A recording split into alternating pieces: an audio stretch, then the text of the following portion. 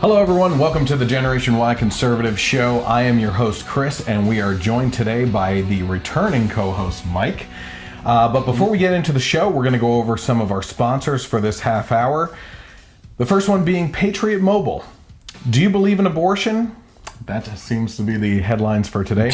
Do you want sanctuary cities? If not, why are you supporting these efforts of your cell phone company? Big Mobile has been given millions of dollars of your money to these causes when you pay your cell phone bill. That's why conservatives, specifically veterans, have created Patriot Mobile to give you a choice to stop supporting things you don't believe in. It's easy to switch to Patriot Mobile. You get the same reliable nationwide service, unlimited talk and text. Plans start as low as $25, and each bill you pay supports your values. Would you like more motivation? Well, mention the Generation Y Conservative when you call 1-800-A-PATRIOT or visit them online at patriotmobile.com to get your activation fee waived. You can make a difference, but only if you make the switch. Call 1-800-A-PATRIOT or visit patriotmobile.com/mojo50. This half hour is also brought to you by Ministalgia and their grilling sampler promotion for this month. It's time to get your grilling on. You got your grill? I do. You're a griller, right? Already use it. All right, nice. Ministalgia's grilling sample pack is on sale and perfect for kicking up your grilling skills. Use Grill 10 at mojowildrice.com or spoonywildrice.com to save 10% on the grilling sampler pack. This pack includes their salt-free garlic and herb seasoning for meats, vegetables, or potatoes, and can be used as a dry or oil rub.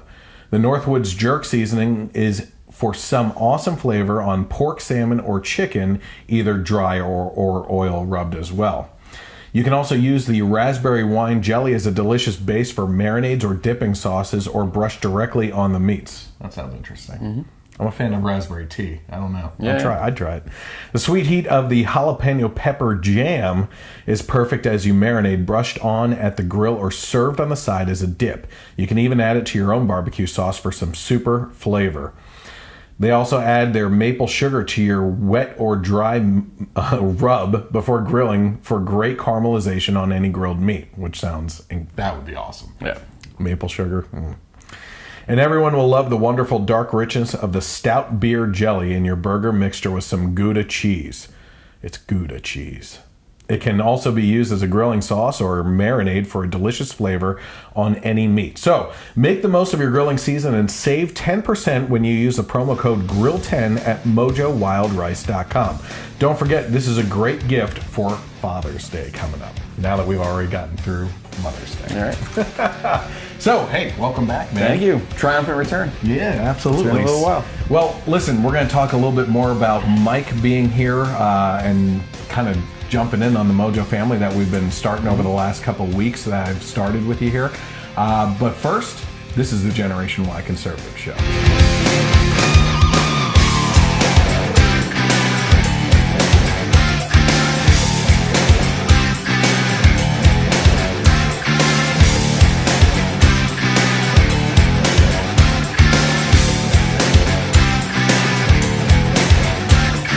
All right, so if you have been with me since the Generation Y Conservative podcast, you already know Mike and how we play off of each other. Yep. It's been a little absent of the fun and comedy since we don't get to play off of each other when he's not here. Yep. Things have been a little bit more serious. Unfortunately, we're going to have some very serious topics. A lot of serious stuff going on right now. It's gotten crazy. It's wildfire out there. But yeah, Mike's been with me for a while. We've been doing the podcast for 2 years now together.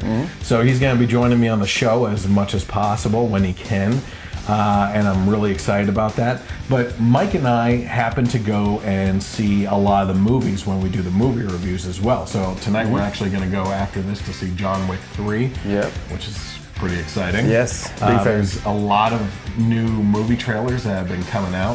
It Too. Yeah. You know, the trailer for that one, creepy as hell. Very much so. And then, tell me if you know this one. Gerard Butler and what was the White House one that he was in? Olympus Has Fallen. Olympus Has Fallen. What was and then the sequel? London Has Fallen. Did you see the new one? No, I didn't even know there was a new one. Angel Has Fallen. Really? He's the code name Angel.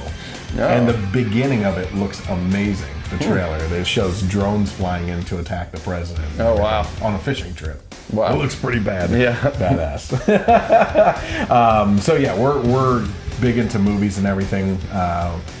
I have not gotten around. I've been so busy lately with work and everything. I know you've been really busy too, but I haven't gotten around to the Avengers Endgame review, which is hard to do without spoiling anything. Yeah. It's basically just rating it. I think by now, though, now that we're about 3 weeks out from the release, you just say spoilers and talk about it. Like, I think that they even had like a certain date where now, okay, plus what's it made, like $5 billion already? It didn't beat Titanic. No, I think it's trying to get to Avatar.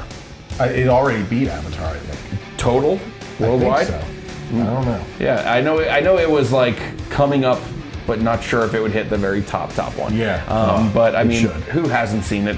I'm sure everybody's seen it already. Yeah. If you haven't, you're probably not interested. Did you know don't the care. Avatar sequels have been pushed off by a couple of years again? Oh, jeez. I mean, They were horrible movies. I wasn't even a huge fan of it either. Of course not. You know why? Because it's this generation's Fern Gully.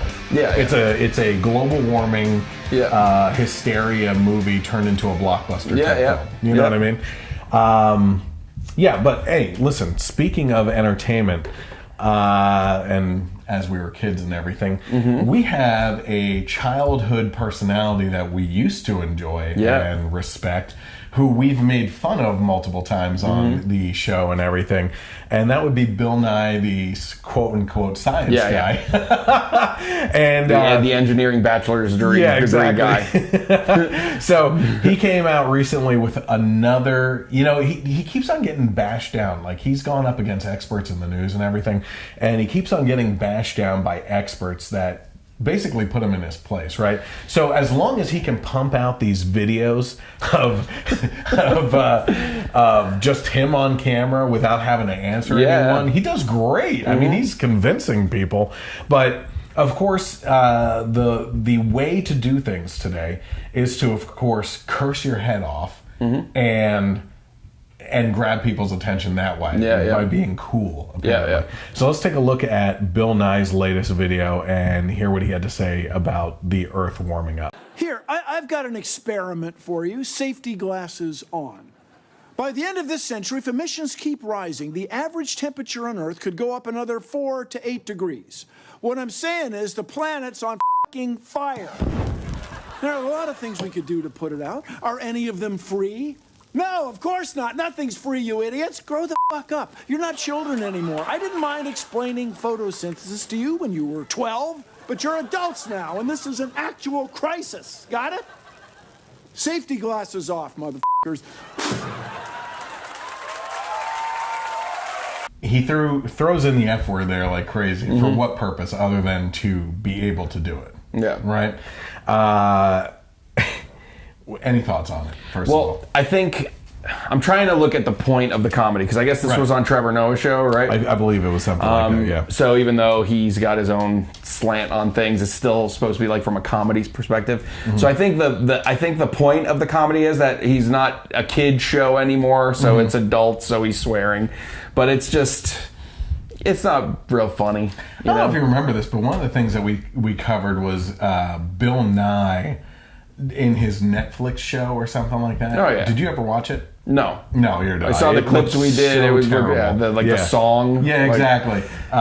Wasn't one of those Netflix things him talking about how many genders there are? Yeah, that was the song, right? Yeah, and then it's a spectrum. Yeah, and then we compared it back to his.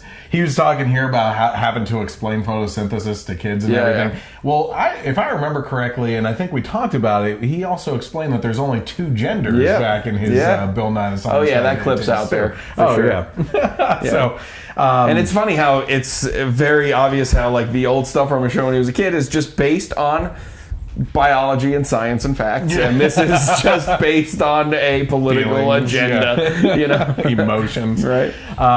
Speaking of entertainers and everything too, this is according to The Blaze. The headline says aspiring hip-hop artist Dank Frank, what's a great name there, charged with setting fire to houses owned by South Carolina's Republican governor. So it says a 21-year-old man from Columbia, South Carolina has been arrested in connection with a fire that affected 2 rental properties owned by Republican South Carolina Governor Henry McMaster. Frank John Wilberding moved back to South Carolina. Yeah, that's the only name where Dank Frank is an upgrade. Yeah, no kidding. Now we know. Yeah, moved back to South Carolina earlier this year after temporarily relocating to Los Angeles with the hope of launching a hip hop career under the stage name Dank Frank. It says a fire that Wilberding. Sorry to all the Wilberdings out there. Yeah. Wilbur Ding Dong has been charged in connection with occurred early Tuesday morning near Columbia's popular 5 Points area. The blaze, which affected 2 residents, displaced at least 12 people and caused hundreds of thousands of dollars in damage. Let's see here. He's expected to face a bond hearing on Thursday. Forget this, 2 counts of arson and 1 drug possession charge. Get out. I mean, you got to build cred. Yeah. As a hip hop artist, you know what I mean? Just 1? They haven't released it yet. Weak sauce. You got to pump those numbers, bro. Though it says that they don't have a motive, though they do not believe that the buildings were targeted because McMaster owns them. Really though? I don't know. His father says that he doesn't really understand why he's been charged, and that the incident couldn't possibly have been politically motivated because he couldn't name the state's governor even if I paid him $1 million. That's believable. That is believable. Part so of the story. It just might be a coincidence. Oh my word. How about this? This is also going to George Clooney here. It says a debunked report claimed that George Clooney is moving his family back to the United States over fears England has become too unsafe with too many terrorists. Apparently, the story was debunked. I had originally posted it on the page, so it's always good to be updated and everything. It says it was debunked in 2017, but that doesn't mean that it isn't today. I don't know. The outlet reported actor George Clooney did not say he was moving his wife and kids back to Los Angeles from the UK for security reasons, but basically this goes out, the original story, which was put out this week, was talking about all the terrorist attacks and even out in the countryside that he didn't feel safe having his family out there and everything. But we've talked in the past, too, about the absolute insanity of these places where it's like the no-go zones. Yeah. You know what I'm talking about? Yeah. Like where police will actually turn around in London because it's Sharia law enforced areas, and the police say that they don't have jurisdiction in those Muslim communities. It's like Sin City. Yeah, no like kidding. Old Town or whatever, where like the Yeah. prostitutes run the city and the cops just turn around and don't go in there. It's like we're living in Sin City. Except the women stand on top of buildings looking down, but you can't tell who they are. Yeah, exactly. They're all covered up.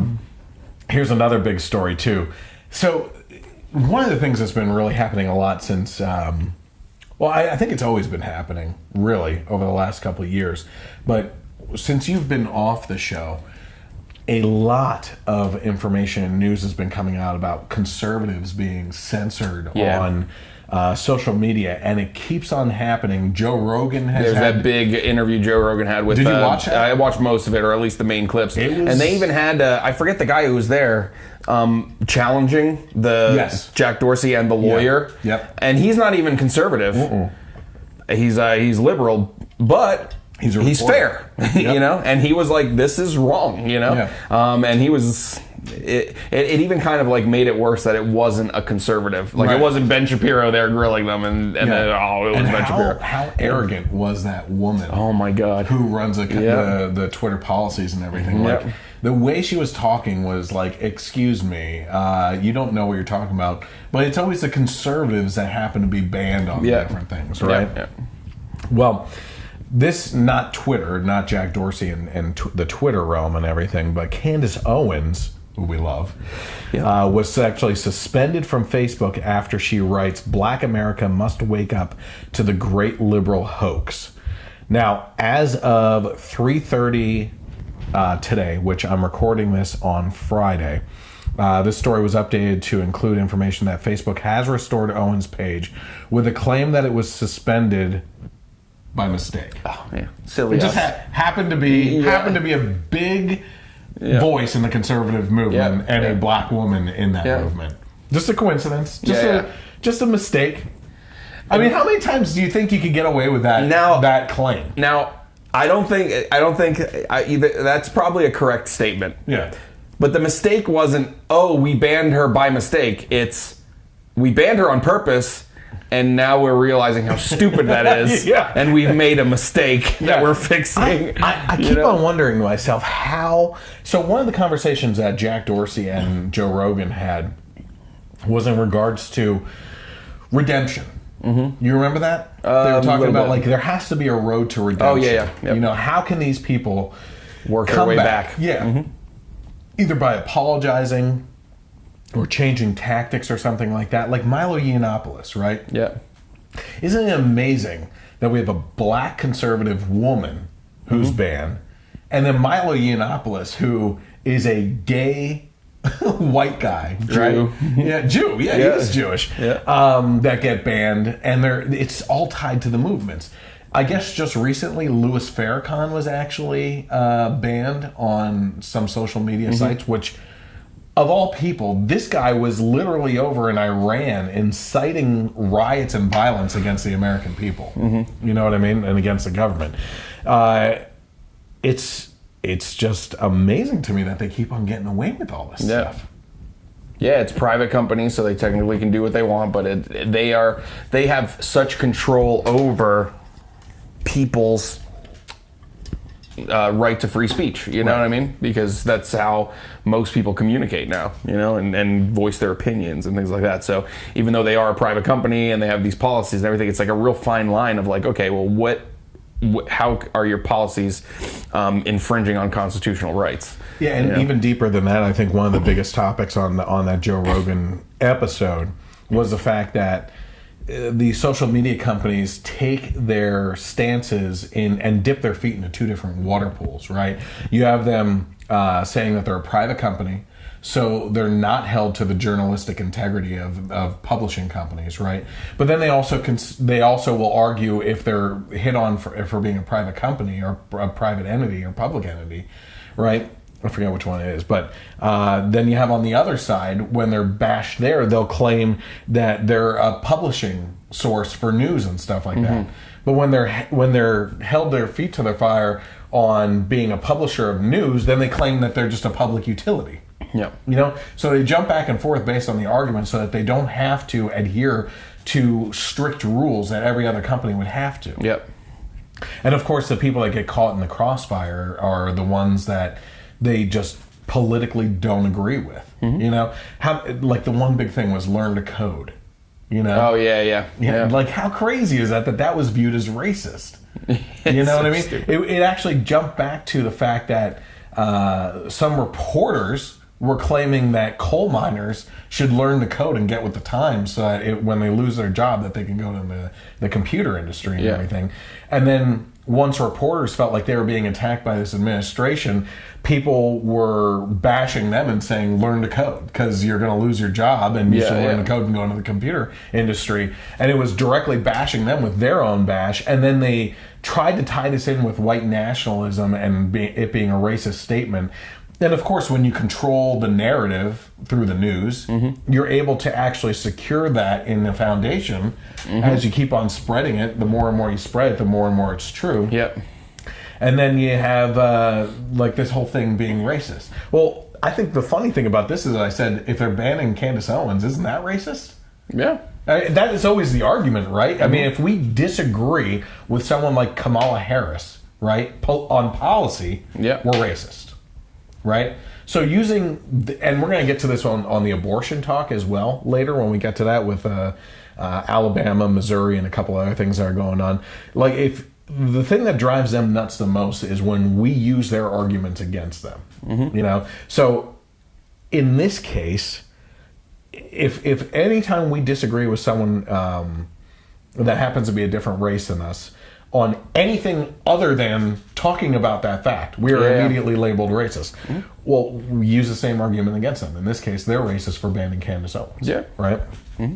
Or homophobic for banning Or Milo. anti-Semitic. Yeah. What was it? Or anti-Semitic. Yeah, with Ben Shapiro and Milo. Yeah. We'll see here. It says Candace Owens, communications director at Turning Point USA, tweeted Friday morning that Facebook suspended her personal account over a post that the social media company said violated its community standards, in quotation marks. She says, my Facebook page has been suspended for 7 days for posting that white supremacy is not a threat to Black America as much as father absence and liberal policies that incentivize it are. I am censored for posting the poverty rates in fatherless homes, she wrote on Twitter.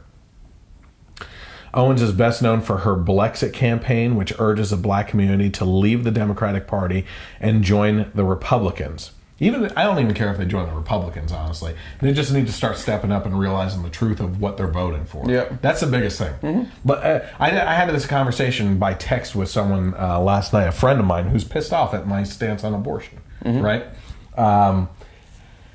And she said to me that, what were we talking about?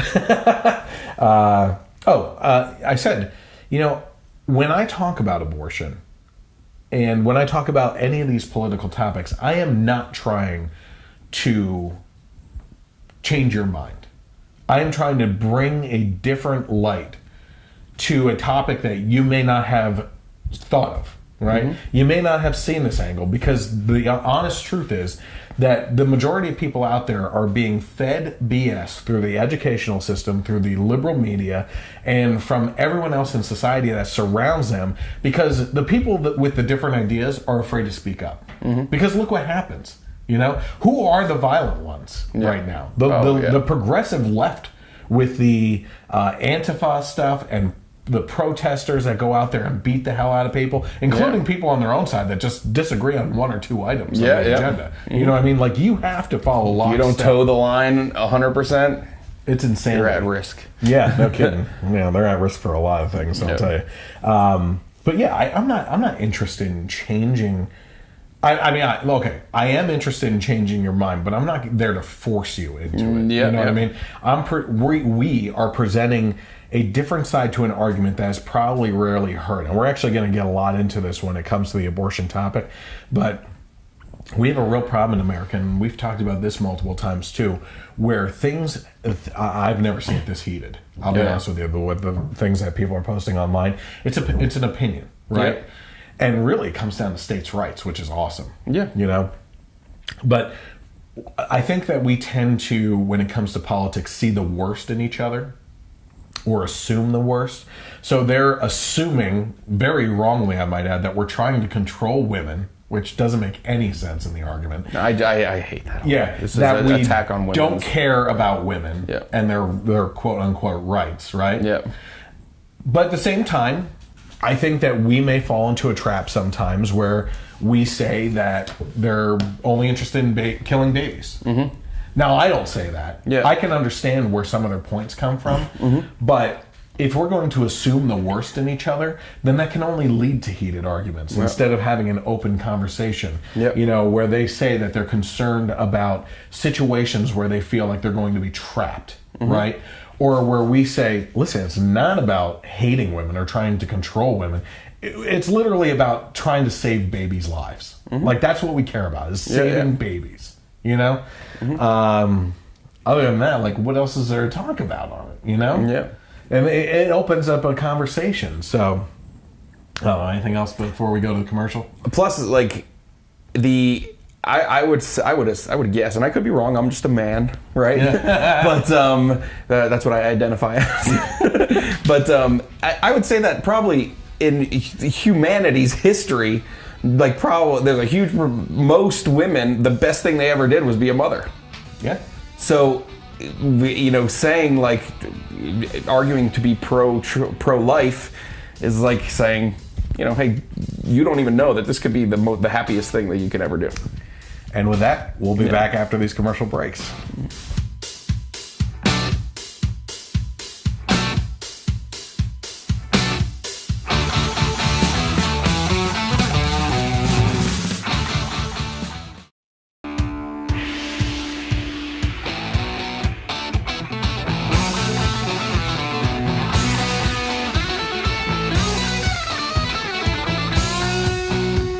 All right, welcome back to the Generation Y Conservative Show. I'm glad that you could be with us today. Listen, this half hour, before we get into the topics, we're still concentrating on some political things. We're going to jump in here, but we have to talk about the sponsors for this half hour. This half hour is brought to you by Riduzone. Summer's almost here, which means pools, the beach, lakes, shorts, and outdoors. You still have time to jumpstart your weight loss plan and time to look good in that new bathing suit or summer dress. Do you have your summer dress picked out? Oh, Mike? it's ready to go. So here's your answer. You've heard us talk about it for a while now. Check out Riduzone. It's America's first weight management supplement of OEA, which is a natural metabolite of olive oil that's produced naturally, obviously, in the human body. Riduzone is a formulation of OEA to aid healthy weight loss. It's safe and FDA accepted by the Food and Drug Administration. The body needs 12 liters of olive oil to produce as much OEA as is in one bottle of Riduzone. That's pretty crazy. It's like filling up at the Valvoline station. You know what I mean? Riduzone supports healthy weight for low-calorie consumption, efficient metabolism of body fat. It's also safe. It's a non-stimulant, naturally present in the body, vegetarian, gluten-free, and non-GMO for those of you that are crazy.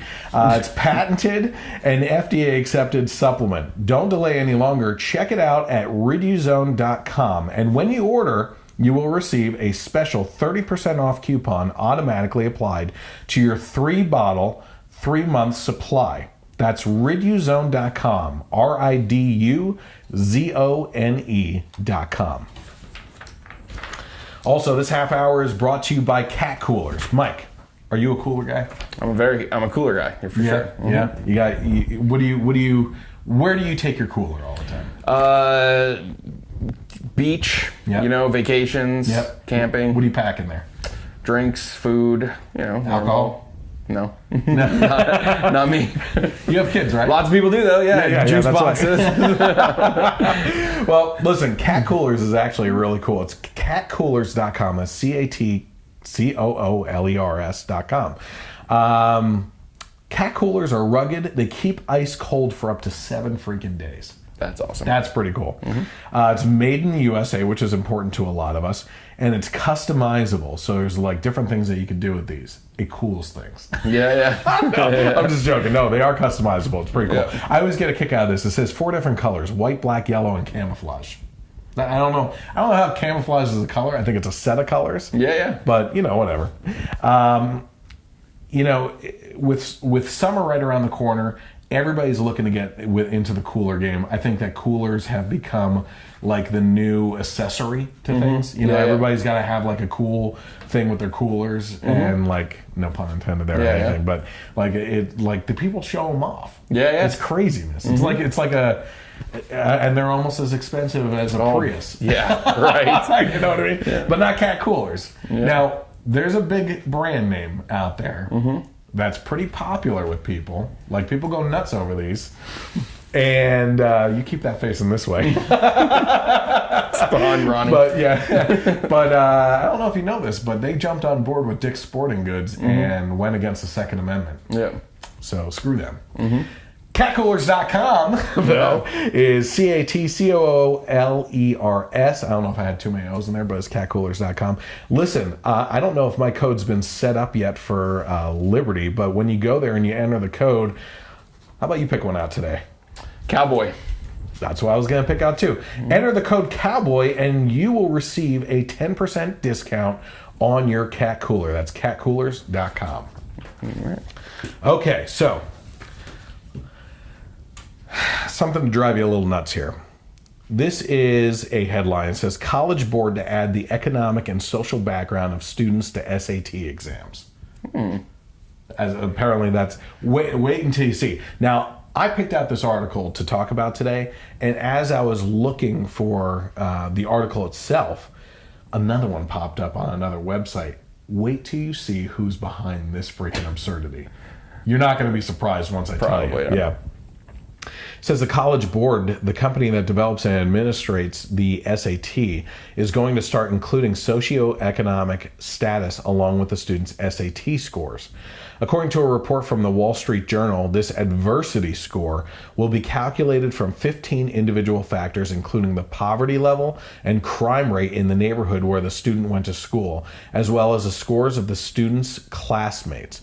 It does not specifically ask for the student's race, although the end goal is to help more minority students get into college. The students themselves will never be shown this score, but it would be sent to schools along with their test scores. I'm just waiting for the point where colleges are just like, depending on your background, you don't even have to take the SATs. Yes, just seriously. come on in. Yeah, come on down.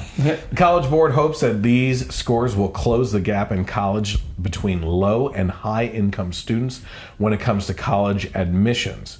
White students, the College Board pointed out, score higher on average than black and Hispanic students, while Asian students scored higher than white students. You heard about the whole Harvard scandal, didn't you? Yeah, they want less. Yeah, less Asians. Yeah. Oh my gosh. That's not racist. No. The College Board blamed this disparity on income inequality between these racial groups. So let me ask you something, Mike. Is income important when getting into college? No. Why? Because we're all broke. And what happens when you get out of college? You're in You're debt. more broke. It's like, I forget what comedian it was, but they were talking about checking their ATM and it said negative, like something. Yeah. You know, I didn't just- know it could go negative. Yeah. How could you even, like, we're supposed to learn from people that are like, okay, we're going to charge you a ton. Let's take people with no money. Yeah. But, I mean, this is like, to me, colleges and universities are not required to take anyone, right? Mm-hmm. Like there isn't, they may set their own quotas, which is ridiculous in my mind. Yeah. I mean, you have to set a quota, first of all, for population control, right? Yeah. You can't bring on more students than there are professors available for teaching. Yeah. But I always view universities and colleges like jobs, right? So you get your spot there based on your qualifications to go. And your qualifications in this case isn't your work history, except it is, right? It's your academic history, yep. right? To get into that college. So now we're throwing in socio-economic factors that have nothing to do, not true. They're throwing these in to help people get in that otherwise may not have gotten in. But when we're talking about the quotas for population control, if some people are getting in that would otherwise have not gotten in, it's meaning that some people that should have gotten in are probably going to be replaced by those people as well. Yeah, that's the problem. That's the problem. Now, if you believe that you have to accept a certain amount of these students based on socioeconomic factors and you hire additional staff to expand to cover those individuals, then that's something to talk about. Yeah. Right? But none of that stuff is mentioned in regards to this. No. So, of course, we're left to see what's really going on, right? So let me ask you this. Did you see the article that I'm about to bring up on who's behind this? No, but let me ask you, are they running for president? No. Okay. What is one of the biggest things that we gripe about when it comes to academics in high school and like pre-college education? Probably just, well, at least what we've talked about before is like, professors and teachers having like agendas and trying to kind of mold what would kids. one of those agendas be in public schools that's across the board right now everybody seems to hate? Common Core. Guess who's behind that? The architect of Common Core. Oh, big surprise. like isn't that not a surprise? Yeah. Right? So this is according to Fox News, which how can you trust Fox News? They're so biased. I know, right? Says the College Board president pushing adversity scores, the same man behind the controversial Common Core program. College Board president behind the recent decision to assign applicants an adversity score is the same one who courted controversy pushing Common Core, the national K-12 curriculum standards project that several states adopted, then dropped under the pressure from education activists. David Coleman, the architect of Common Core and current president and chief executive of the College Board, has a controversial history with standardized tests in higher learning. Critics claim Common Core, which was designed to establish baseline K-12 curriculum standards, but was derided as a power grab from local school boards, should be seen as a cautionary tale. They also suspect Coleman's latest effort in his current job heading the company behind the SAT test is an effort to stay relevant amid questions about the fairness of standardized testing. Your kids are in public school, right? Is there standardized testing at their ages at all? No. Jackson's in second grade and Cora is only going into kindergarten next year. But Common Core has affected them. Oh, I've had second grade math homework that I don't know how to do. Yeah. And not because you're an idiot. Nope. There are classes. That is not the reason, I promise. Because I know how to do it. I don't know how to do it the way they want it done. Yeah, exactly. You know, like show certain things, show your work. I'm like, what? You just add it. Or like, what do you mean show your work? And they got to draw sticks and separate things. I'm just like, I don't know how to help you with this, dude. Do you remember back in the day, it was probably like third grade or whatever, they had like rows and columns of addition problems and subtraction problems, front and back page, and it was timed, and you had to memorize that stuff. Yeah. And then it went to multiplication and division, and you had your to times tables. Exactly. So right? Jackson, right now, my son is in second grade. He's going to be 8. And math, he's actually pretty good at. And at my parents' house, my parents, when they're watching him, they have him do his times tables, even though they're not even doing that in school yet. Nope. So he's already up to like the 5s and everything, and he's like memorizing his times. So I'm just waiting for whenever they get to that, for the teachers to be like, no, you're not doing it right. Yep. And even though he knows the answer. You know? Yeah. What are you going to do if they say that? Yeah, I'm going to say it's right. Yeah. Well, like, it got to the point where when Alex was in grade school, when she was going to public school and everything, you know, she was coming home asking us for help. I would help her using the method that we learned, and she would start crying and saying that the teacher wouldn't allow her to do that. I went into the school for parent-teacher night, and after teaching her my method, saying that you're going to learn the right way to do it and it's going to make more sense, and her being grades ahead of her peers in her classroom, the teacher was like, what are you guys doing at home that she's getting this so well? I was like, the way that we learned. You know what I mean? Like, it's what you're teaching here is BS, you know? And she's like, she literally looked at us and said, I agree with you guys, but I am mandated by the federal government to teach this stuff. And there's nothing I can do about it. It's sad. It's tough for the teachers too. Yeah. You know? And not everyone can do what we did, which is pull the kids out of school. Yep. I wish that was the case for people, because public education is damning our kids. It's damning our kids, you know? And yeah, I hate saying that to you, but it's terrible what I'm seeing out there, you know? And the stuff that they are indoctrinated with, what they have to deal with, we put our kids in danger every single day in these gun-free zones, supposedly, and everything. How do you feel about... So you have a kid in public school. Yeah. How do you feel about teachers being allowed to volunteer to willingly carry a gun? I'm fine with that. Are you sure your kids won't No. get shot by a teacher? I'm fine with that. No, you're not fine with them getting shot by a teacher. No, I'm not. I'm fine with the teachers if they pass like anything that any law-abiding citizen would have to pass. I would even be fine with there being like extra things for teachers that they would have to do. That's actually what's talked about in Florida. And I'd be fine with that. That's crazy. You're a crazy person. I am a nut. I know. God forbid if someone went into the kid's school and started shooting, that I wouldn't want someone else to be able to shoot back before my son got killed. But you're not an advocate of the buckets of rocks? Buckets of rocks. Oh, my God. Oh, man. That was the thing. You remember that? Yep. Craziness. All right. How about this one? It says 8 Republicans joined House Democrats to pass Equality Act to add more protections for sexual orientation and gender identity. And now the bill is headed to the Republican-controlled Senate. I thought that this was an interesting topic. Okay, so let's read through it and see what it says here.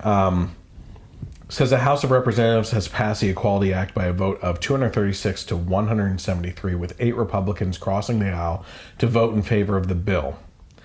The bill would include both sexual orientation and gender identity under the protections offered by both the Fair Housing Act and the Civil Rights Act of 1964. It is already illegal for employers to discriminate against people based on either of these criteria, but the bill's author said that these existing protections did not go far enough. So it says conservative groups, including the Heritage Foundation, have expressed concern that the Equality Act could force religious doctors and hospitals to perform sex change surgery, and that it would preempt the rights of parents in cases where their minor children identify as transgender. Excuse me. Yeah, okay, so what are your thoughts on this? Because I'm interested in your thoughts. I certainly have my own. I'm seeing, this is one of those articles where I see both sides of the equation. That's what I'm thinking. I'm trying to look at it from a perspective of, is it really about equality? Right. Hiring practices, things like that. I'm all for, people not being discriminated against just because of what they choose to do, and, still a free country. But I also see the perspective of, are you going to be forcing... It kind of goes back to the same the story of the baker, you're forcing someone to do something that they fundamentally disagree with. Are they, so it's kind of a...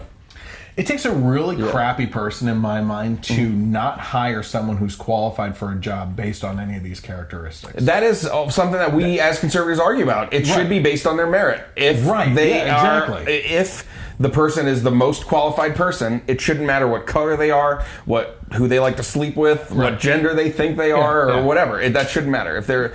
And they shouldn't be hired based on those things either. It should just be if you're the most qualified. That's where I get wrapped up in this stuff, right? Because as ultra conservatives, I guess you could say in this case, right? In this case, like, you and I would look at merit. I would rather take names off of resumes and look at the criteria of the person that's coming on and narrow it down to like the top 5 people and based on their merit, and then call them in for an interview after, and have the secretary like throw the names back on so that they can call them in. I don't even need to see the names. Like, the secretary can call them in, right? Yep. Come in for an interview. Some resumes even have pictures on them. Yeah. Get rid of that. Forget that. Yeah, that's horrible. Just make a hiring like The Voice. Yeah. Your back turned. But I mean, there is a socio dynamic in regards to how people. Because listen, I have met extremely intelligent people that are antisocial, right? And if you have a work environment where you have to feed off each other as a group and work together, that person's not going to make it. Yep. You know what I mean? And you have to have all factors. You have to be, what's the word I'm looking for? Able to do that kind of stuff. Yeah. Like multitask type things. So that's where I'm falling into this conundrum on my thought process with this, because I think it's based on merit. And if you happen to be gay or transgender, personally, I would hire you if you're going to do best for the company. Yep. If I'm okay, I'm in a sales job. You're in a sales job. Sure. If a transgender comes to me with exceptional sales numbers because of how their technique and personality and stuff, versus someone who I may agree with on all other points, right? Yeah. And they have horrible sales numbers to show, I'm hiring the transgender person. Yeah. You know what I mean? Like, it doesn't matter. It is all about the money in the company's standard. And that's the other thing that liberals hate to see. So my conundrum here, and I've been kind of avoiding saying this, is the fact that I don't necessarily think we need legislation to enforce this. Yeah. But I also see the other half of the argument, which is there's crappy people out there. Yeah. We certainly have our ultra political view on the spectrum and everything, but we're also not a-holes. Yeah, you know, we care about people. Yeah. We care about, well, not only care about the people, we care about how that affects your job. Yeah, we care about the bottom line. Yeah, yeah. I'm not going to, it's like you said, I'm not going to hire based on these qualifications either, you know? So is there a point to having them, these policies, though, to protect that? Well, I guess the question comes down to, what are you protecting? Are you protecting their ability to be able to apply? Because I think that they have the ability, right? Yeah. Are you protecting their ability to make it into the interview process? How are they not? I would like to know the dynamics of how they're not making it into an interview process. Yeah. Are you protecting their ability to be hired? That's where we're going to start getting on some eggshell lines, right? Because I don't think that you should be hired just because of you being in the minority of a certain sexual identity or sexual or gender-based like situation. Yeah, any kind of minority. Yeah, it doesn't make any sense. Yeah. So it's like, I see both sides. I think you see both sides, but I don't know where to go with it. I think that we've come a long way since the Civil Rights Act, though, which is brought up specifically in regards to this, that, you know, I was thinking about it the other day, like, I know this is stupid, but I'm sure people think about this stuff all the time. I'm driving down through the city where I'm working right now, and I look over on the playground, and it is a half and half mix of black kids, or not half and half, it was black, Hispanic, and white kids all playing together, right? And I was thinking to myself, isn't that awesome? Like, that our grandparents' generation would have nothing to do with that back in the day, right? But that we've come, I think that's just astronomical means of space and time to travel in that amount of time between generations to come that far where you're able to see that now. Are there improvements that need to be made in our society? Yeah, there's some a-holes still out there. That and that falls on all different races too. You know what I mean? It's I mean, I see it at the kids' schools and everything. Children do not care. No. There is no, like, racism. It doesn't exist in their mind. Yeah. And it's sad that growing up through the media, through, you know, I'm sure, like, extremes on both sides. Crazy, racist, white supremacists, but also the majority of like leftist politicians, and just by talking about it, we have to do this, we have to do that, then the racism just concept is introduced to kids when it doesn't even need to be. I think some of it is introduced at home, but I don't think as much as people want to think. I mean, if it's one of those things where if we stopped talking about it, and if taught history, was it Denzel Washington? Morgan Freeman did. He did. Just stop talking about it. It's not a thing. You know, you have your history, you have things, and kids will grow up just it not being a thing. And I think with every generation, it's very clear that this dies out with every generation, less and less. But with millennials and colleges the way they are, it's also kind of like, it's like the flame. It's like the fire is dying. And then some college campus just comes and dumps gasoline on it. Nope, we can't forget about this. Reparations. What? But it would just go away. Like when you see kids playing, it would go away. Well, to kind of go along the lines of that, this is also an article on The Blaze that says lifelong Democrat and proud feminist joins conservatives to oppose House Dems transgender bill. Says at a Thursday Capitol Hill news conference put together by Representative Vicky Hartzler, a Republican of Missouri, Women's Liberation Front board member Kara Dansky introduced herself as a lifelong Democrat and a proud feminist, and said the socially conservative politicians alongside her at the event probably, quote, profoundly disagree with her on several issues. But she also said, but we are here together to take a strong stand for the rights, privacy, and safety of women and girls, all of which are threatened by the so-called Equality Act. So H.R. 5, the so-called Equality Act, is expected to go to the floor vote in the House of Representatives this week. Deep breath, sorry. Basically, it would add sexual orientation and gender identity as protected classes to federal civil rights law. Dansky went on to list multiple reasons why the legislation would be bad news for women if it were enacted, because it would reconfigure sex based on the ill-defined and nebulous idea of gender identity. I like that word, by the way. Nebulous. She explained that there is no way both do that and also protect there's no way, I think, to both do that and also protect women's rights, and provide 3 reasons why. I'm going to try to make it through here as much as possible. Ooh, I got to read this fast. Okay. 1, the word woman means adult human female. Women have been fighting for our rights as women for thousands of years. As the men who excluded us from the franchise at the dawning of the Republic knew, the word sex has meaning. 2, women and girls fought hard for sex-segregated spaces, and we're not giving them up. Not so long ago, there were no such things as women's bathrooms, locker rooms, or changing rooms. As long as the epidemic of male violence against women occurs, women have the right to demand separate spaces from males, regardless of how they identify. Amen. 3, the notion of defining sex to include gender identity has material consequences for women and girls.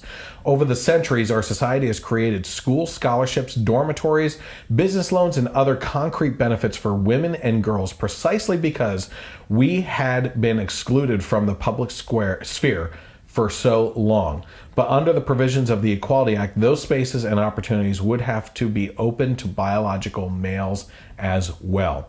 We've been talking about all this in regards to all the sports and everything. Oh, yeah.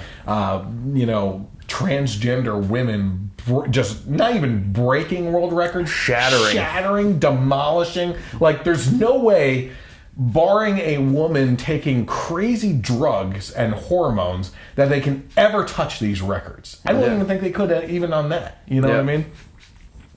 It's amazing. And yeah, again, It's a personal thing that I went through with battling the public schools, and one of the things that added up to us pulling our girls out of the public schools was the transgender policy for the bathrooms. It's not the transgender people that I'm concerned about. It's the sickos that aren't transgender, mind you, because you seem to conflate that within your arguments. I think agenda driven, not because they don't understand what I'm saying. I think they damn well know what I'm saying.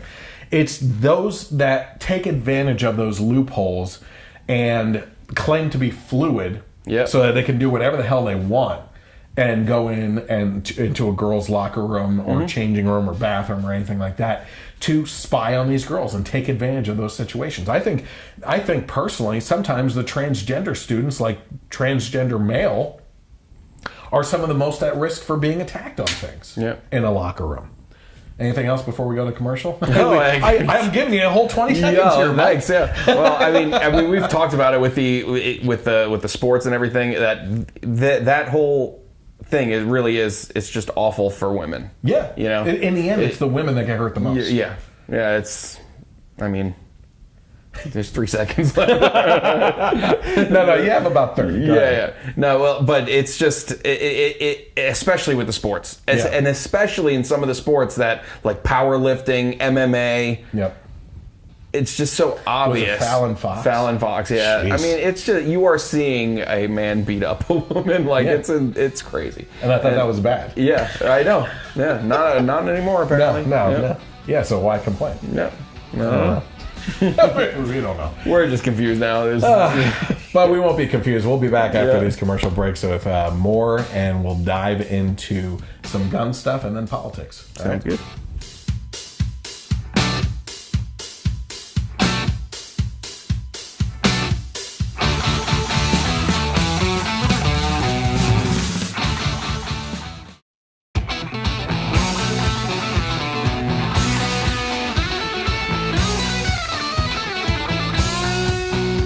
Hey everyone, welcome back to the show. This half hour of the Generation Y Conservative Show is brought to you by Tar River Arms. So get over to Tar River Arms today and check out their May promotions, which include the Sig Sauer P320s line of pistols and Smith & Wesson revolvers of all types. As always, Tar River Arms is the storefront that comes to you, and with the free shipping on most purchases, it is no different than purchasing at your local gun store, except you did it wherever you wanted and you did it on your schedule. Be sure to mention the promo code MOJO50 at checkout, and watch for the grand opening in July of Tar River Arms' first retail location in Wake Forest, North Carolina. Mojo50 will be broadcasting live along with many of your favorite hosts from the network. I know that the Defenders Live guys live down there. I was actually invited to a family barbecue by one of them, and I wish I could go. Unfortunately, besides the talk I'm going to talk about, the speech I'm giving at a Second Amendment rally coming up next month, the day before that grand opening, I am actually presenting to a women's church group as well in regards to, well, it's a surprise topic. All right. I think I'm going to be recording that, actually. Sounds good. Yeah. But Tar River Arms Guns is America's virtual gun store with great guns, great prices, and great service. You get there, you get great guns by going to tarriverarms.com. That's tarriverarms.com. Use that code MOJO50 at checkout. It doesn't even tell me what you get for it, but you might as well use it. You're going to get guns anyway. And, those tax returns had to have come back by now, right? All right. Yeah. So it's time. Also, listen, the Gun Box is the other sponsor for this half hour. This is really cool. Listen, I always say that when it comes to firearms, they're awesome to have. It's great to support the Second Amendment. It's great to have firearms and everything. But if you have firearms, you need to secure them. Sure. With great power comes great responsibility. I forget that before. In this case, if you have kids, if you have any type of situation where someone could harm themselves on purpose or by accident, you should be having some sort of secure location in your house for your firearms. And that's where the Gun Box can actually help you. That's thegunbox.com, by the way. I think I forgot to mention that last week where you actually go. But guess what? There's something called Google. Get with the times, people. Right. All right? Just search for the Gun Box.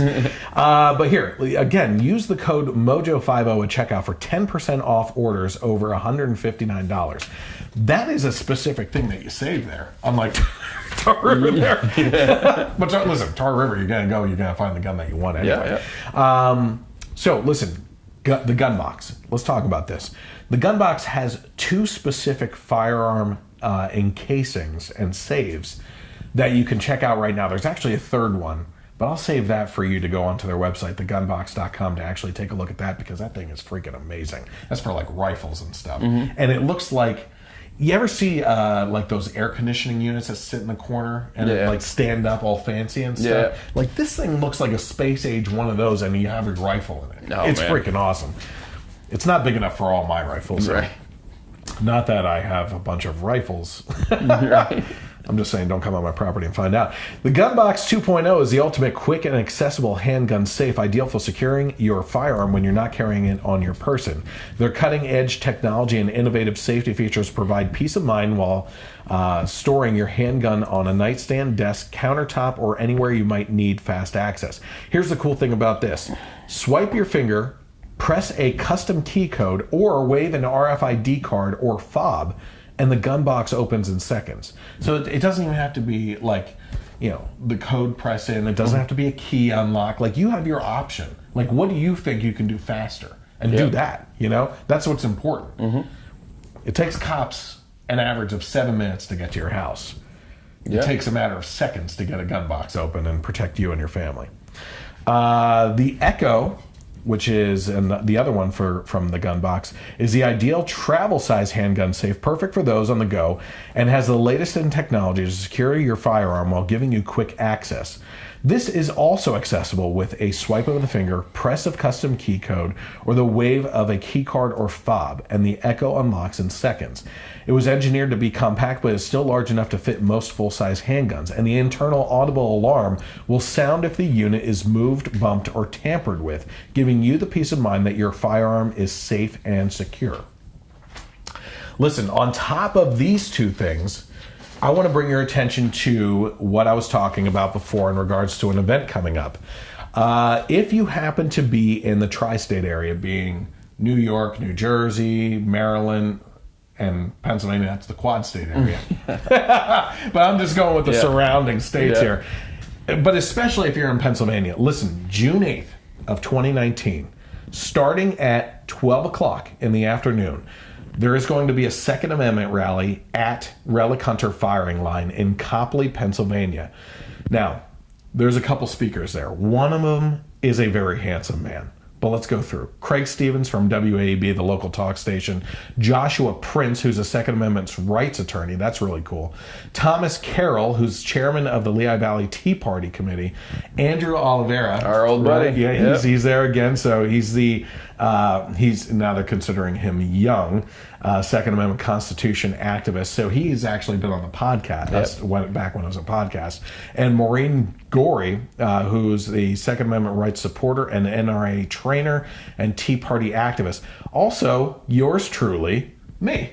I'm going to be speaking again. I actually spoke last year about the Constitution and how the Constitution is protected, all the amendments are protected by the Second Amendment, and kind of jump back on the historical importance of the document itself and why we need to protect the Second Amendment. Mm-hmm. This year, spoiler alert, I'm using Venezuela as an example of why we need to keep the Second Amendment. Okay? So I'm going to tell you about what Venezuela used to be like. Okay?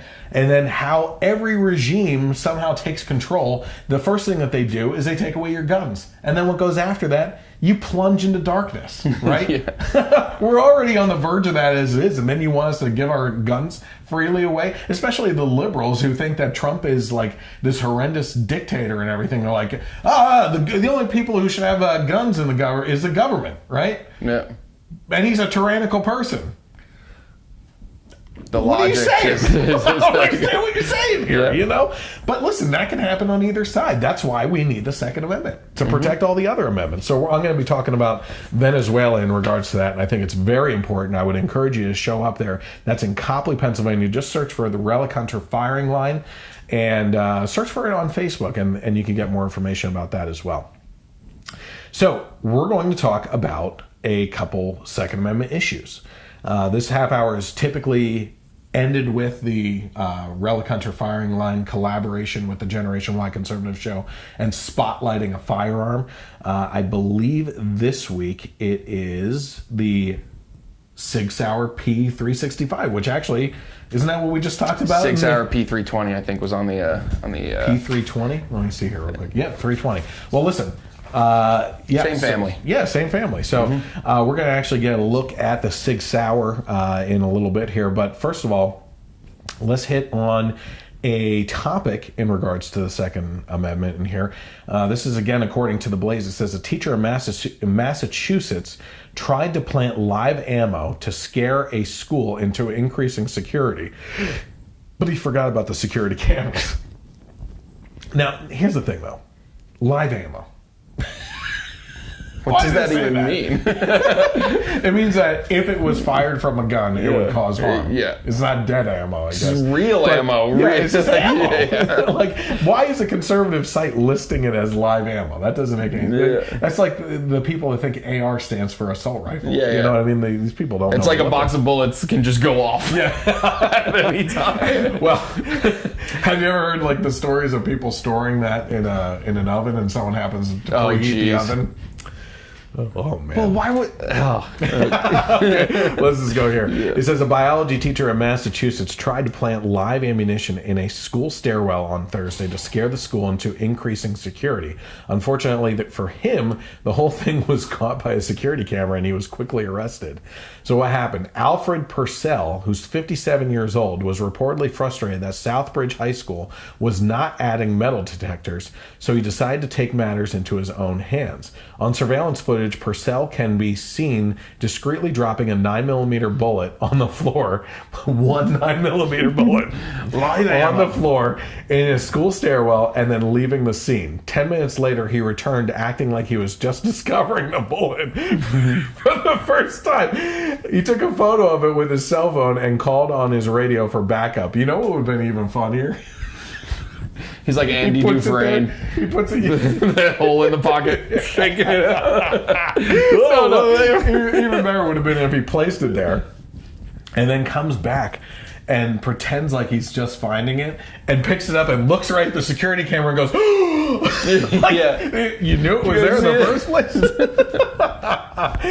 Oh my gosh. It says the school went into lockdown, but police quickly identified the culprit when they played back the surveillance footage from a camera that Purcell seemed not to have noticed. Well, says there were no kids that were injured. Nobody was seriously impacted by this other than we went into a lockdown for an hour and we had to investigate a teacher who was doing things he shouldn't be doing, according to Southbridge Police. Woodson, who is the police chief there, said at a news conference that Purcell had admitted to police that he planned the bullet to prove to the school that they needed to get metal detectors. To protect everyone from their teachers, I guess. How do you feel now? It is Mike? proof. How do you feel now? It's just insanity. I mean, I covered a couple weeks ago that the fact that the Florida situation, right, was talking about how they passed this policy for arming teachers and everything. And it's like people, I have teachers that I'm friends with that were teachers when I was in school, right? That post online. How could they just throw guns into the hands of teachers and expect them to defend students? And if you actually read the article, it talks about opening up the possibility for a teacher to volunteer who goes through an extensive training program and has to conceal the weapon.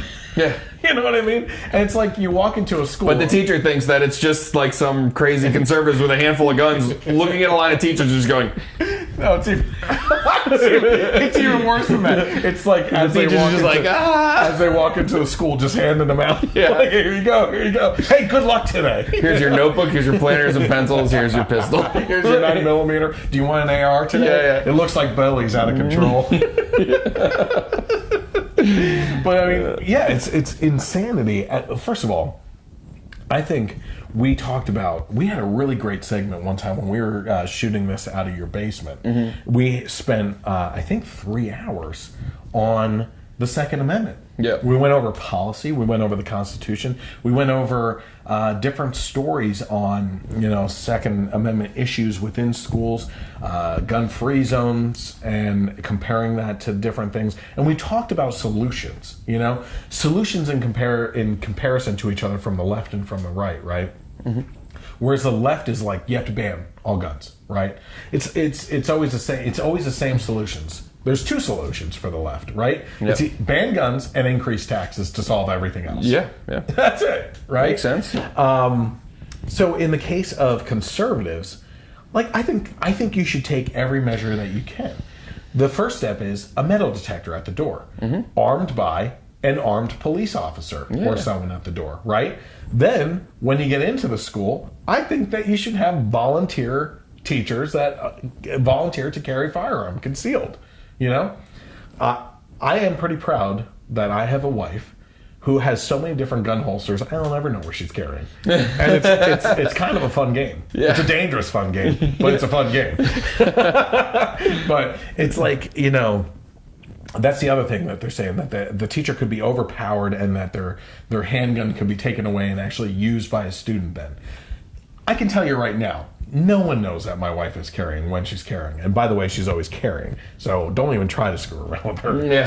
By the way, she's NRA trained. Yeah. So am I. So, I don't know. What are your thoughts on that? Well, first of all, we were talking, I kind of jumped all over with ADHD here, but we're talking about this stupid teacher who planted right in front of the camera there. I mean, looking at what he was trying to do, he was trying to get metal detectors, which we both agree is a good thing. So, I mean, good intentions gone horribly executed, but it's just, there's got to be a better way. You think? It's gotta be. Oh man, I'll tell you what. Dropping bullets only. Shake the leg a little bit. I mean, is there other routes that any other measures that you can think of for school security? I saw one really cool invention. It's actually one company that makes two different things. Yeah. One is they're both in reaction to if you start hearing gunfire, right? Yeah. Which can't save you if you're in the classroom that it's happening in. But there's one that you can slide this instrument under the door and pop it open, and it grips the frame of the door and doesn't allow the door to open either way except for you unlocking it on that side.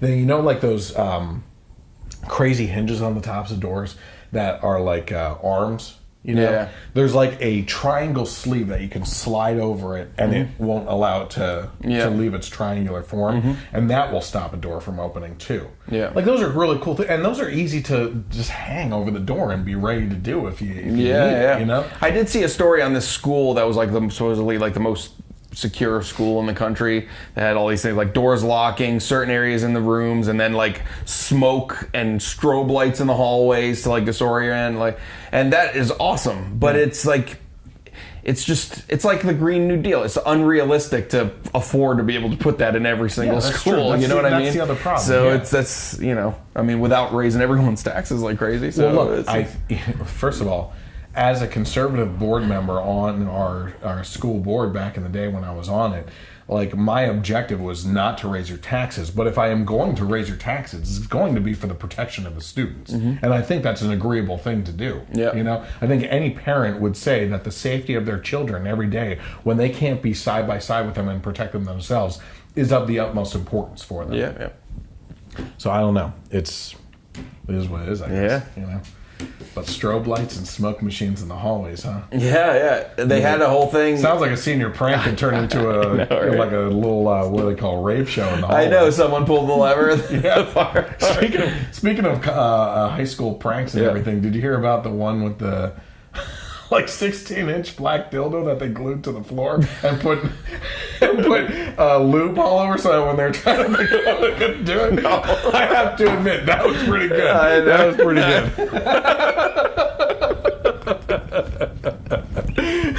Oh, man. Did you have any good ones in your school or no? Pranks? Yeah. Not really pranks. There was a kid at my school that took the statue mascot of a rival school, stole it. That was a pretty big deal. The Easton Bulldog was missing for a while. I think someone went up to our rec fields where the sports fields are and picked up a porta potty, threw it in the back of a truck, and then dropped it off and blocked the front doors of the school so that in the morning no one could get in. Oh my God. I think someone even, I don't know if it was at our school or a rival school or something like that, released like a greased pig in the hallways or something like that. I had a place where I used to work did an amazing prank. Yeah. Where all of the executives, like all their offices were down one hallway. So this group of guys went in overnight and drywalled the hallway. So and they even put in like a fire extinguisher, made it look like a plants. It looked like, and then they had a camera set up, and you just see all of it. And it was the executives of the company, all just like coming around where is there? Like, it's on YouTube. They do a bunch of stuff. We'll have to look that up. Well, listen, before we get into the next commercial, this next segment is brought to you by Relic Hunter Firing Line. You can actually find them online. You'll get more information through the video.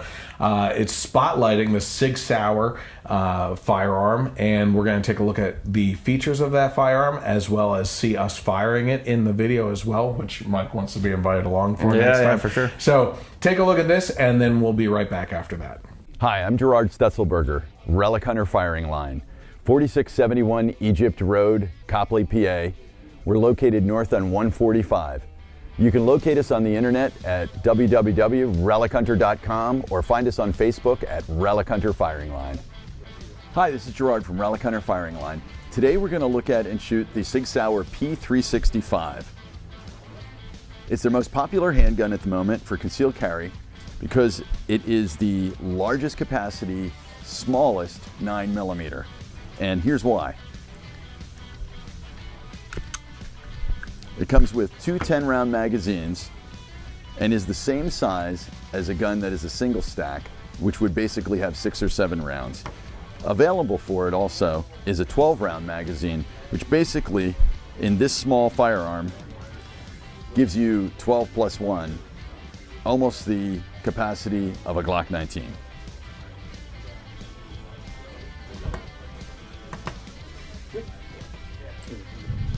All right, Gerard, what we got today?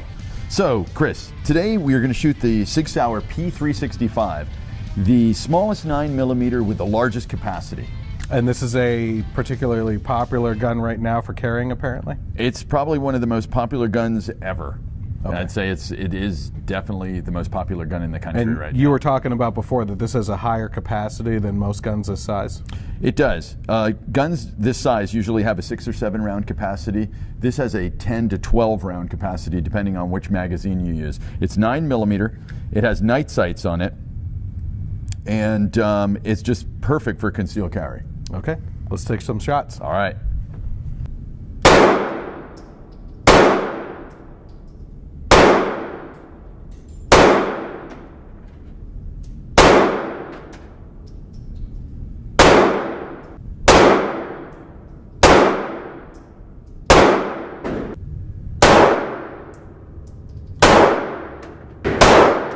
That was on. Ooh. Oh, that's good.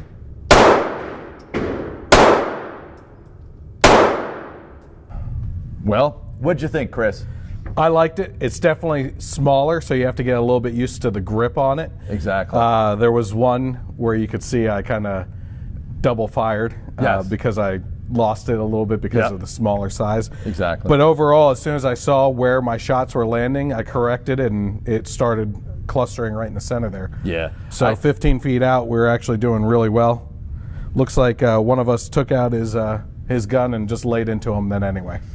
Yeah, I think for a gun that size, we did really well. Two magazines through it. We had one flyer.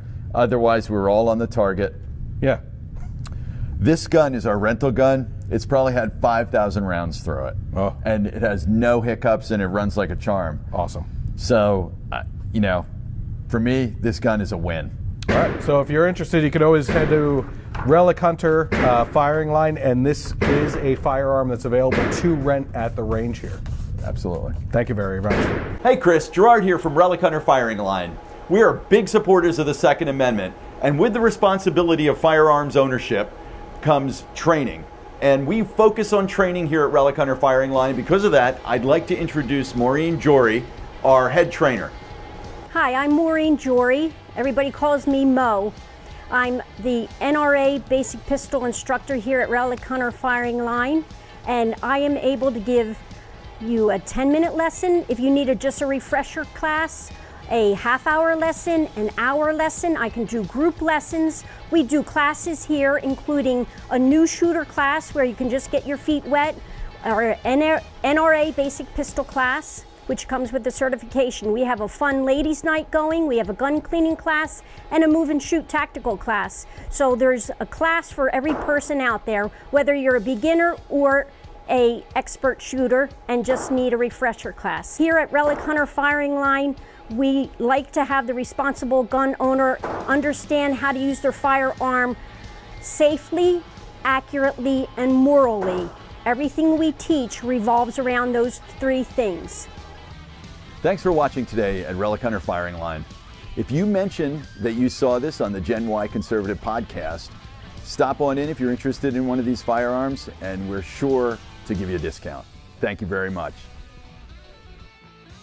All right, everyone, I hope that you enjoyed that. We're going to be right back after these commercial breaks, and we're going to get into the big topic, which is abortion. I don't even know if we're going to be able to get through all of that today, but there's certainly a lot of different topics going on, and it's one of the most heated things that is happening out there on social media and within communities and everything. So we'll be right back after these commercials.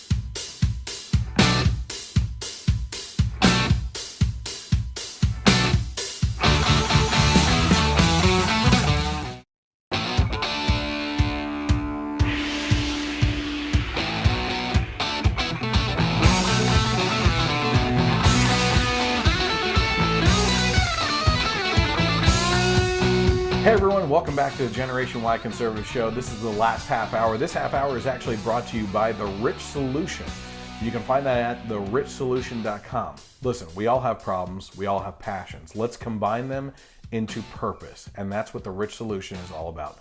Thriving in health, family, community, business, and personally is the mission at the Rich Solution. After being misdiagnosed for 8 years by 8 different doctors, which I'm used to, Gwen Rich was finally properly diagnosed with stage 4 metastatic breast cancer. Now Gwen firmly believes that her deeply researched supplement protocol has greatly increased the efficiency of her traditional medical treatments. Gwen has packaged specific kits to address digestive health, cognitive health, joint health, core basic health, and supplemental health. Gwen uses the Life Extension products and has negotiated special pricing on the Rich Solution website. That's www.therichsolution.com. Gwen's protocol is specific to targeting inflammation in the body and boosting the immune system. You can find her profile protocol and read about her journey on her website at therichsolution.com. This half hour is also brought to you by Atrantil. Okay? Atrantil is far more than just good for your bloating and gut health. It's developed by a board-certified gastroenterologist, proven to deliver relief from bloating and symptoms related to IBS in over 4 out of 5 people. Athletes need over 1,000 milligrams of polyphenols per day. Atrantil is made from the most potent polyphenol blend. It's the only clinically proven polyphenol blend developed by a gastroenterologist, and is the only polyphenol blend that is NSF certified for sport, which means that if you are an athlete, you can trust that all the statements have been verified and all the ingredients are clean. It delivers 250 milligrams of polyphenols per capsule. And if you're a sporty person, you probably know what the hell I was just talking about. I have no idea what it's talking about. But it's a great product for athletes. I just don't. I should probably be taking all this stuff. But obviously, look at us fat guys over here. Should you? Man. Polyphenols. Here you go. Mike, I'm going to educate you today. All right, let's do it. You see, I said I don't know what I'm talking about. But I know that polyphenols are essential for people suffering from autoimmune diseases. Okay? It's also, the polyphenols in this actually break down your gut to help you with your whole body health. All right, maybe we should be taking it. It limits inflammation with the daily doses of it. Polyphenols are in it great for anti-aging. I think to be, I'll be real honest with you. I think that we've gotten better with age. Yeah. Men tend to do that. Yep. So maybe this is talking to. Anyway, you could go to lovemytummy.com/mojo or lovemytummy.com/spoonie. I did say slash, right? Not slash. Yeah. I was tending to do that the last couple of weeks. Listen, here's also another announcement from Mojo 50. Mojo 50 will be hitting the road this summer, and their first stop will be in July in Wake Forest, North Carolina. What's in Wake Forest, North Carolina? Tar River Arms' first gun store, right?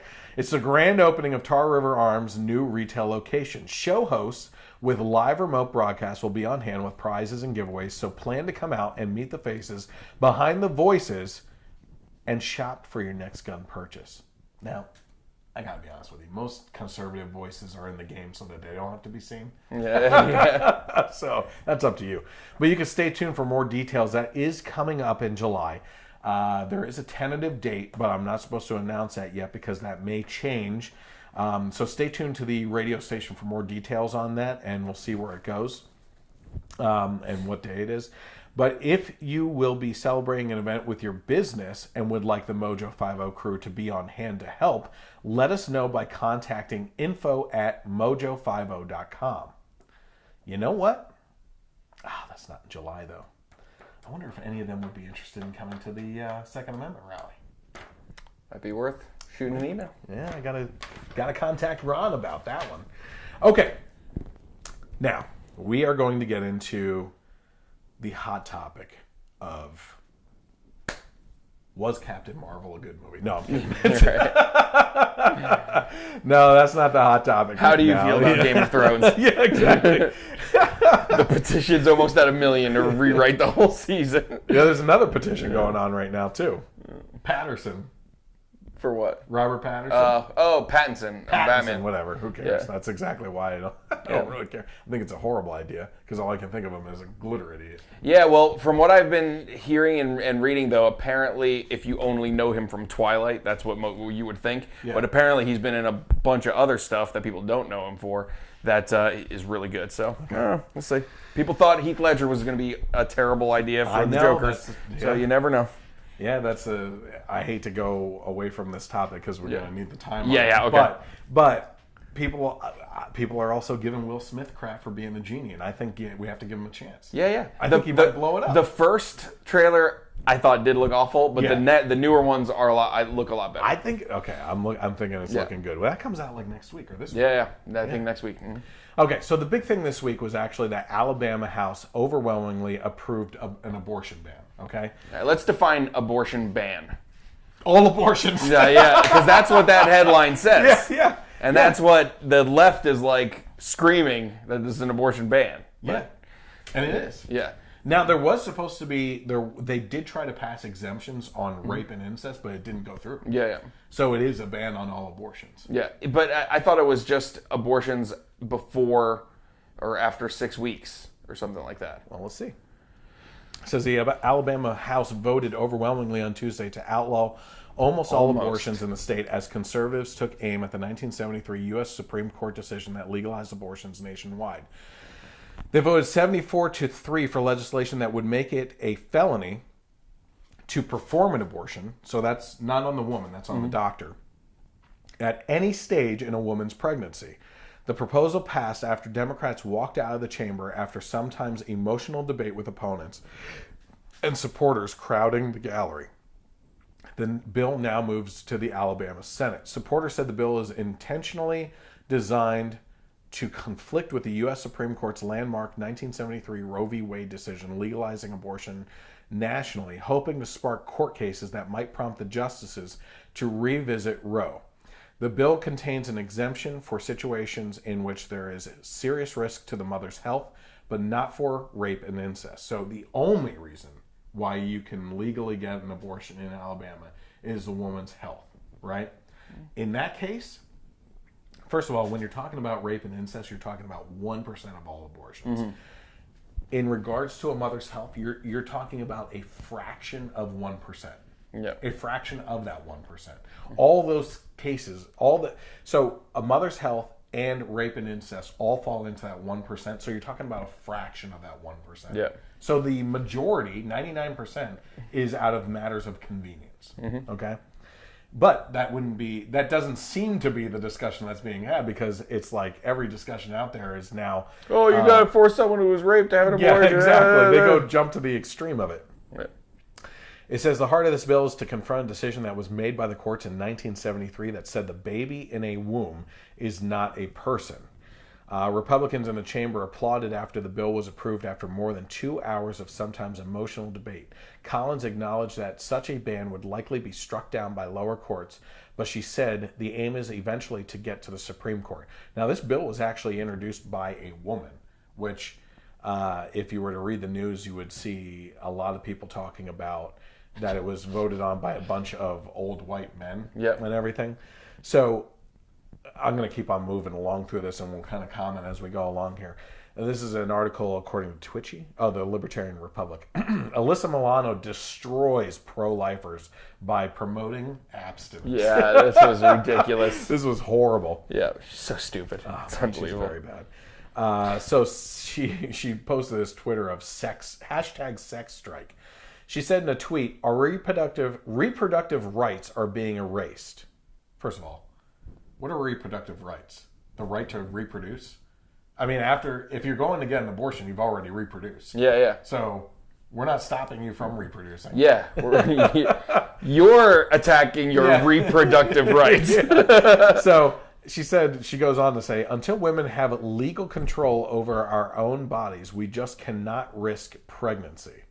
Join me by not having sex until we get bodily autonomy back. I'm calling for a sex strike. Pass it on. Well, she's promoting abstinence, which prevents pregnancy, which then prevents abortion. We're for it. Yeah. Go, Alyssa. Go, Alyssa Milano. So Awesome. Here's some of the tweets that responded to her. Quote, no sex is what the pro-life types have been preaching for decades as a solution for unwanted pregnancies. Did 4chan come up with this and you fell for it, or what? This other person, Madeline, said, wait, this is such a good idea. Don't want to get pregnant? Don't have sex. It's almost like it was designed that way. And then this Robbie Starbucks said, don't let anyone talk you out of this, Alyssa. This is a fantastic idea. Less clients for Planned Parenthood. It's what we've always wanted. Here's another one, Stephen Miller. He just posted a pic of Mike Pence kind of looking confused. looking around like, what happened here? I fully support this pro-life cause is another one. You mean abstinence is a way to avoid pregnancy and it's a choice to abstain? This is easily the most pro-life strike I've ever seen. And then we'll go with one more here. It says, does anyone else see the irony in calling for a sex strike to gain choice regarding unintentional pregnancies? Yeah. The other thing that people were saying about this that I also thought was a very good point is that she is basically also saying that sex from a pleasure perspective is only for men. That women, it's not a pleasurable thing for women, and that they should just stop this. It's like a currency that they give out. It just doesn't make any sense. It doesn't make any sense. I've never heard any complaints. I know, right? It's just, she's just, she never ceases to amaze. No, she does not. She has been on a rampage. Oh my God! Years, Someone had tweeted like a comedian and said, tell Milano's husband to give me a call, a female comedian. Here's another one. Our AOC, Alexandria Ocasio-Cortez, is on the verge of a full-blown psychotic break with this unhinged anti-GOP rant. So this is all this stuff until the end of this half hour is all in regards to all this abortion stuff. Like, people are tweaking the hell out, right? And I hope I have enough time to address like some of the conversations I've gotten into, because I respect you having a different opinion, and I don't necessarily know if look, I'm really happy about this bill, and bills. Actually, Missouri, I think today passed the same type of bill, right? Yeah. I'm happy about it, but even I don't necessarily agree at the way they went around it, right? Yeah. I've always said on the show that instead of passing something that would cause a chasm in society of emotional divides, the best way to tackle this is through better education, where you change the minds of people that you don't even need a policy because they understand the absolute terribleness of this, of abortion, right? Anyway, Alexandria Ocasio-Cortez, she said, to the GOP extremists trying to invoke the unborn to jail people for abortion, where are you on climate change? Of course. Pivot. Oh, right. You want to burn fossil fuels till there's hell on earth. If they were truthful about their motives, they'd be consistent in their principles. They're not. So we're turning this into a climate change debate all of a sudden? Yeah.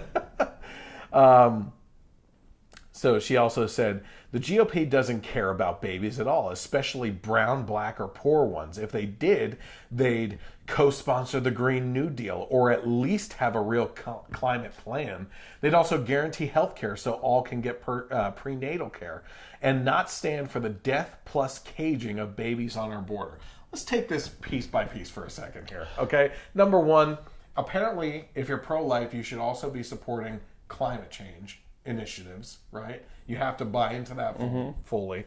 You should be all for socialism, right? Universal health care and education and everything. And the last one here, the death and you should be standing against death and caging of babies on our border. Does she not realize that those pictures that came out happened during the Obama administration? Probably like, how many not. times has that been debunked? She is truly the definition of one of those people that thinks that if you tell a lie enough times, eventually it becomes a truth. You know? It's ridiculous. Yeah, it's just, to say that I hate the argument that conservatives... I truly do have vodka. Yeah. By the way. To say that conservatives don't care about kids that are already born and it's silly, I just hate that argument. Yeah. Like, so we're supposed to be okay with what most people who are pro-life consider murder. Yeah. just because we also think that you should be able to take care of yourself and your own kids. It's not even that. Like, if you want to give it up for adoption, do it. You know, in the end, you know, I can't follow beyond the birth, right? I want to, as much as possible, protect the life of that individual baby or babies, right? After that, like, listen, you can go through the adoption system, you can go through the foster system, you can have a bad time. You could be in some terrible situations as a child growing up in those, right? But in the end, once you hit 18, you can make a life for yourself. You can overcome all the obstacles that you've overcome up until that point and make a life for yourself and change everything, right? Yep. But you should be given that opportunity to try. Yeah. And it's not even guaranteed that you're going to have a bad time. From the leftist perspective, everything is so pessimistic. Right, yeah. Oh, there's the one guy that was in the government that was like, well, they're going to die now or they're going to die later. I know, I played that last week. Like everything is just like, oh, you just can't make it. Nothing's going to work out. Anything. You're going to go through hell. You think so? Just kill them. Everyone's against you. We have to pay for your education, your health care, because you can't afford it because you're a minority. Yeah. Like, that is their platform, is like putting people down and being pessimistic on things. Yeah, it is the most hopeless thought process that there is. How about this one? Tell me if you see the irony in this. She also followed that up by saying, what angers me about the GOP's attempts to turn the United States into a far-right Christian theocracy is how dishonest they are about it. At least be forthright about your desire to subvert and dismantle our democracy into a creepy theological order led by a mad king. At least be honest that you want to turn us into a socialist country. Thank you. We have not talked prior to getting onto the show today. Like, that is exactly what I'm looking at here. Yeah. Like, she tries all this crap all the time, and she's outright socialist. Yeah. That's what she wants to do. And she talks about the democracy. This is not a democracy. Yeah. A democracy, you can look during the French Revolution on people getting their heads lobbed off. That is what democracy looks like. Yeah. When the majority of people, by 1%, 51%, can say, we disagree with you and you should be put to death. Just based on an opinion. Yeah. That's democracy. You do not want a democracy. Yeah. You want a democratic republic. Which is what we have. Yeah. You know? It's insanity. Okay, I'm going to start running out of time. We're already down to 10 minutes. 10-minute countdown to the end of the show, ladies and gentlemen. How about this? Most people support bans on abortion after a fetal heartbeat is detected, according to polls. It says, despite mainstream media outcry against pro-life laws limiting or banning abortion, a new poll shows that a majority of voters are supportive of bans on abortion after about 6 weeks of pregnancy. This is an interesting thing. I'm actually going to try to get into something in regards to this because it was a thought process I had yesterday when I was driving home. It says the results of a Hill-Harris-X survey showed that most voters believe 6-week abortion bans, which seek to ban abortions from the point that a fetal heartbeat can be detected, are either too lenient or just right. 34% of voters believe that 6-week abortion bans are just right, and 21% believe they are too lenient. So 45% of respondents called the bans too restrictive. So if you add those up, let me see, 34 plus 21, 55. The majority. Yeah. Okay? I'm just pointing that out. Among voters under the age of 34, 30% called 6-week abortion bans just right. 27% said too lenient. Those results were 36, 18%, I don't know why that means, for ages 35 to 49, 38, 21% for ages 50 to 64, and 31, 17% for ages 65 and over. So which ones were the most restrictive? 35, 36, 35, 38. So the most restrictive were the 50 to 64-year-olds. And surprisingly enough, you would think that the more conservative generations or older generations and everything, the most lenient was 65 and older. Probably because they've given up on life. They just don't care. They just don't care anymore. They're like, diapers then, diapers now. Yeah. You know what I mean? Yeah. So here's the thought I had. Jesus, I hope we can get through this. I was thinking about this. If I were to take the main pieces of a life-size skeleton from like a classroom, a biology classroom or something, and take it with the skull, the torso, the 3 segments of an arm, if we just made the hand its own, right? Yeah. The 3 segments of a leg, making the foot its own, and took that skeleton apart in those basic pieces and told a person to put it all back together. I think that the majority of people, I think even a child could. Yeah. With some maybe minor complications with like the femur and timor or whatever it is, I don't know. Tibia, yeah. And like these bones in here. But I mean, this is one bone, these are 2. And it's the same with the leg down there, right? So I think most people could do that. I think even children could do that, right? Yep. So, you know, Steven Crowder goes out on these change my mind segments and everything. And I think it would be a really great opportunity to do that, right? With a full-size skeleton. And then, you know, basically, but like, good job, congratulations. Okay, now he slide a medical tray over to them with the same skeleton, but miniaturized to like less than born baby at 36, 38 weeks or whatever it is, on this little tray, and say, do it again at this size, right? It would be a lie if they said that they couldn't at that size, right? Yeah. But the fact of the matter is, after an abortion is had, the nurses go into a secondary room, and they have to piece back together a baby by its pieces to ensure that nothing was left behind that could cause an infection, right? Yeah. So for you to say that it's not a body or it's not a baby at that point, you're lying to yourself. Right? You are literally piecing a body back together to ensure that it's all there. I mean, you got to wake up at that point. You know what I mean? So, I don't know. Yeah, like this is really getting into the insanity. I mean, they think that the right is like nuts with this. But it's like they were just a couple of weeks ago trying to push bills that would like post-birth abortions or late term, like to the point where even Joe Rogan was talking about it, and he was saying, you know, he's a pretty liberal guy, and he was saying, you know, he's okay with if people want to have an abortion in the first like 2 or 3 weeks, but then he's like, but 2 months, 4 months, like, you know, 8 months, no. You know what's crazy about Governor Northam, and he was the one that said, the baby's born, it's on the table, and the mother and the doctor get to choose at that point whether it gets to live or die. You know what that segment that was? Alex Jones was talking about that, and I think everybody listening to that was probably like, this is freaking Alex Jones, like he's out of his damn mind, he's a psycho, you know what I mean?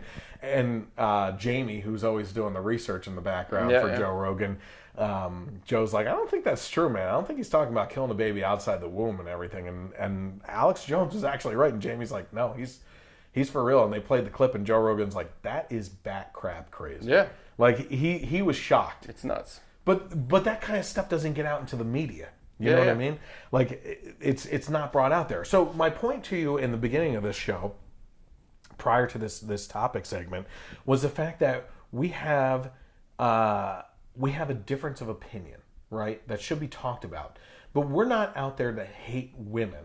We're out there to save lives, save babies. Women, right? and women men too. You know, it's like the worst case scenario for a liberal in our case is that the woman lives and the baby lives, right?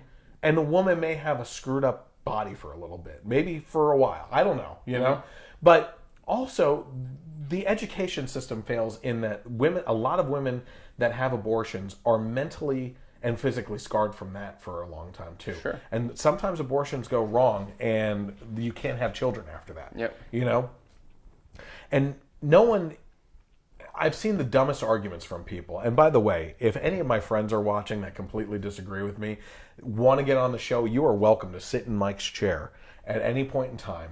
I will respectfully let you talk, but I will not let you run the conversation. You know what I mean? If you want to have a conversation back and forth, you're more than welcome to, but I'm not going to sit here and be berated and demeaned over my opinion of trying to save babies' lives just so you can get out what you say. Because I'll be honest with you, if you want it that way, I will let you run for 2 hours straight of all 4 of my segments if you don't want to hear a word that I have to say, and then I will break it up and add in my own stuff without you sitting here.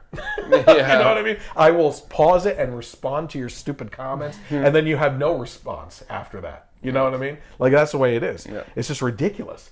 But I think it's wrong for us to talk about how they want to kill babies. I just don't think the education system has done its due diligence with our youth by teaching them the harms of abortion, the alternate methods of instead of abortion, right? Giving birth, foster care, adoption, taking care of the baby. You know what I mean? Again, I got into a conversation with my friend, and I love my friends. I love all my friends. You can have a different opinion than me. Yep. I respect you. I'll love you. It's not going to change my opinion of you because I grew up in a pro-choice era. You know what I mean? We're post Roe v. Wade people. Yeah. But when what she said to me was that my story of being a third generation product of rape is like a special case scenario, and not everything can work out that way. Well, you're absolutely right. It's extremely hard. It is extremely hard. I have family members that have been raped, and like closer to my generation, and everything too. And that's a terrible thing to live through. And I would hate, first of all, they're making it seem like every rape ends in pregnancy, right? And every pregnancy from a rape would absolutely demolish a person's life and body and everything, right? And that nothing good can come of it. And that I'm just like this lottery winner, that me and 27 other family members happen to have a good life from it, right? And it's like that pessimistic view that you're talking about, And it's just insanity. So before, I wish I could give you time to respond to that. I'm sorry. Why'd I even come? But we're going to see John Wick 3, so there is hope at the end. Hurry up! Yeah. So listen, 2 other articles here. Missouri House today approved a near total abortion ban and sends it to the governor for signatures. That's in Missouri today. And then another article here. Louisiana governor breaks with Democratic Party on abortion. I think I'm going to go through this really quick. Nearly 3 decades ago, when Democratic Louisiana Governor John Bell Edwards' wife was 20 weeks pregnant with their first child, a doctor discovered their daughter had spina bifida and had encouraged them for an abortion, but the Edwards refused. Now their daughter Samantha is married and working as a school counselor, and Edwards finds himself an outlier in polarized abortion politics. So, again, anytime you talk about the woman's health being in danger, I think that's thrown out there by doctors. I think a lot of times it's probably not even true, And all these cases where they encourage you to abort, you may not even need to. It's a bigger topic. Maybe next time you come on, we'll dive into it a little bit more. Listen, I appreciate everyone being here tonight. If you want to follow along with me, you can always search for the Generation Y Conservative on Facebook, Twitter, and YouTube. Subscribe, follow, and subscribe, follow, and listen. Like. Yeah, just listen to crap. You know what I mean? Yeah. Have fun with it. And share. Yeah, and share. Sharing is caring. Yeah. Except for herpes. So listen, everyone, have a great night, and God bless America.